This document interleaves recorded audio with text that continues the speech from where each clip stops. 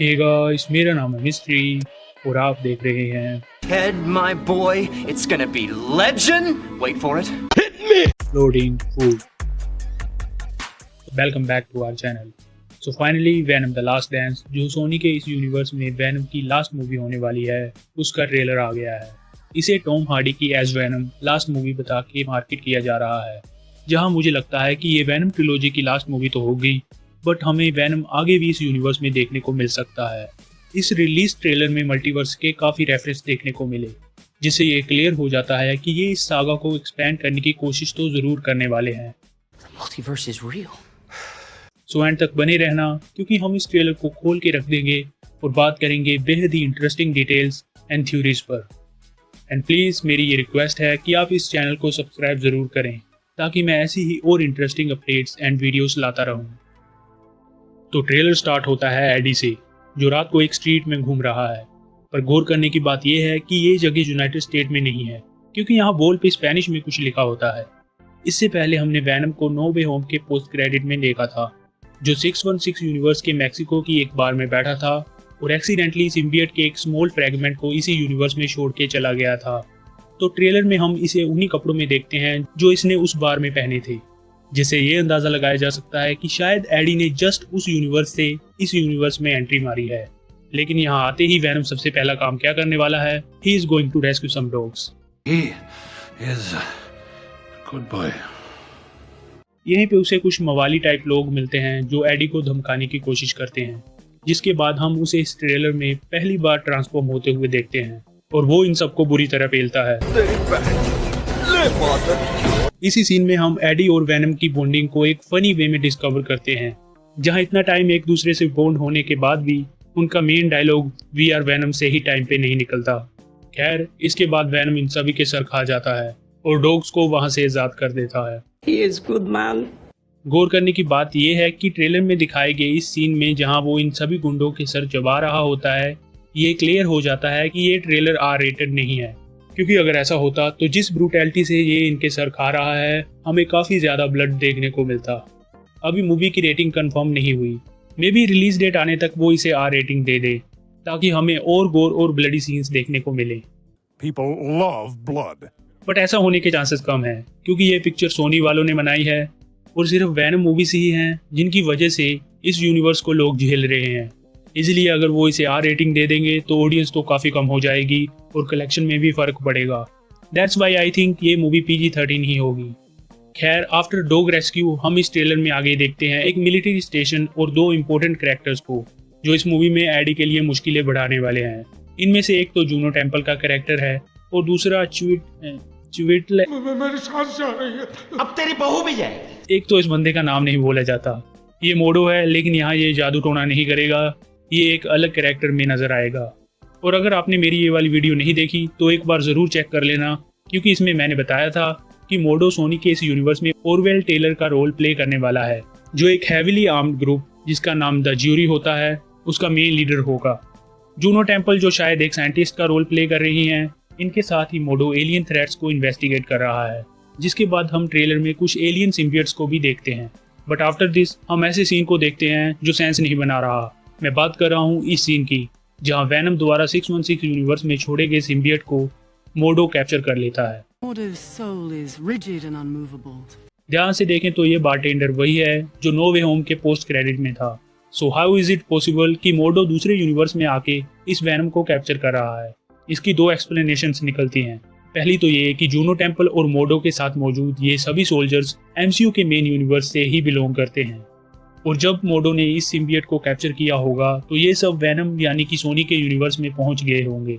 पर I think इस theory से चीज़ें काफ़ी कॉम्प्लिकेटेड हो जाती हैं, और सबसे बड़ी प्रॉब्लम तो ये हो जाती है कि ये सिम्बियट, जिसके बारे में सोचकर सभी हाइप अप हो रहे थे कि हम MCU में इसे टॉम हॉलैंड के स्पाइडरमैन से बॉन्ड होते हुए देखेंगे, ये भी दोबारा सोनी के यूनिवर्स में चला जाएगा।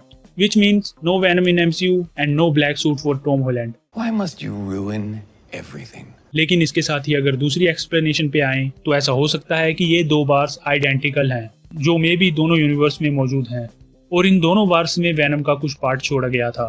I know it sounds crazy, but it is only possibility जिससे ये सीन एक्सप्लेन होता है, क्योंकि अगर ऐसा हुआ तो अभी भी MCU की इस बार में वैनम का कुछ पार्ट मौजूद होगा जो स्पाइडरमैन से बॉन्ड हो सकता है।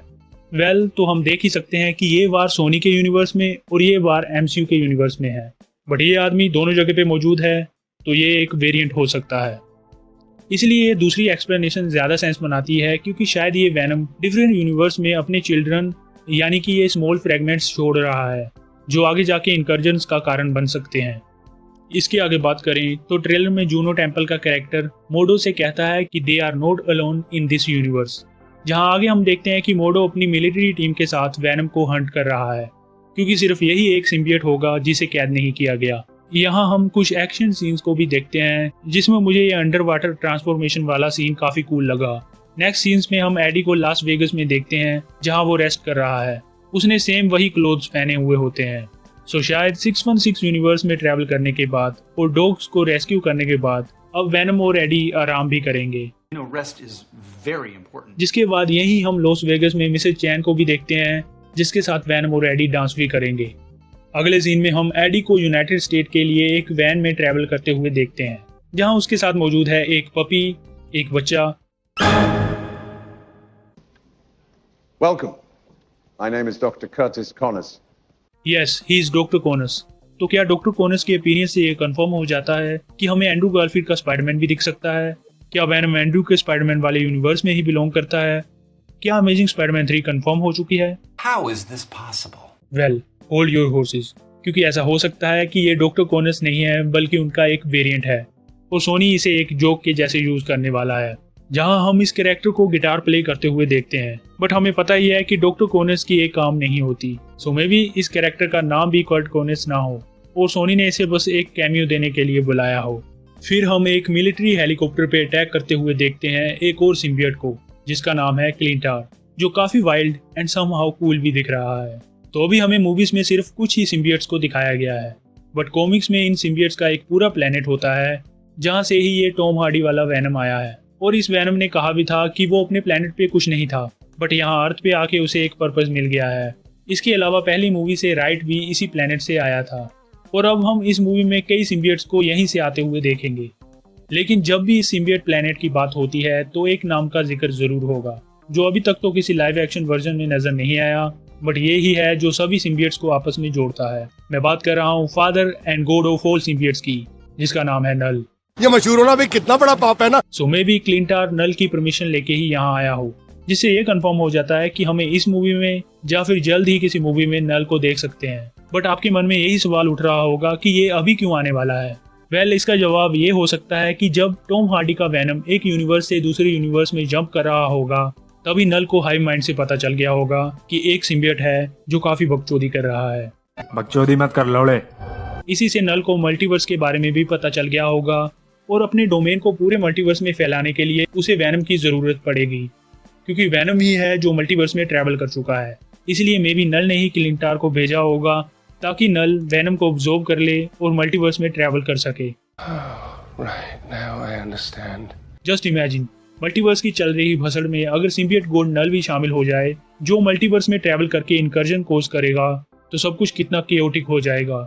I prefer chaos. Next scene में हम देखते हैं टॉक्सिन को, जिसे कैद किया गया है। ये वही डिटेक्टिव है जिसमें कार्नेज का थोड़ा पार्ट होगा। एंड यस, टॉक्सिन भी इस मूवी में एक इम्पोर्टेंट रोल में होगा, लेकिन अभी पता नहीं है कि इसे इवल बनाया जाता है या फिर हीरो, क्योंकि कॉमिक्स में ये विलन तो नहीं होता। आगे हम क्लिंटार और वैनम को मिलिट्री स्टेशन में घुसते हुए देखते हैं, and we know that this clearly will not end well for these soldiers. And last scene में हम देखते हैं कि वैनम और एडी एक दूसरे को कह रहे होते हैं कि द टाइम हैज कम। इसका क्या मतलब हो सकता है? क्या एडी ब्रोक इस मूवी में मरने वाला है? You don't have to die. लेकिन ट्रेलर यहाँ पे खत्म नहीं होता। इसके बाद हम ट्रेलर का सबसे कूल मोमेंट देखते हैं, जब वैनम एक घोड़े से बॉन्ड हो जाता है और एडी इसको राइड करता है। That is cinema. एंड इसके साथ ही ये ट्रेलर यहीं पे खत्म हो जाता है, जो काफी इंटरेस्टिंग था और काफी कुछ सोचने पे मजबूर करता है। उम्मीद है कि आपको मेरा ये ब्रेकडाउन पसंद आया होगा, तो प्लीज इसे लाइक जरूर कर देना और दोस्तों के साथ शेयर भी जरूर कर देना। एंड मैं जानता हूँ कि कुछ डिटेल्स मैंने मिस कर दी हैं, जिस पे शायद मैं एक और वीडियो डालूंगा, तो अगर आप उसे मिस नहीं करना चाहते, then make sure to subscribe my channel and be a part of this journey. Until next time. Dairy! Legendary!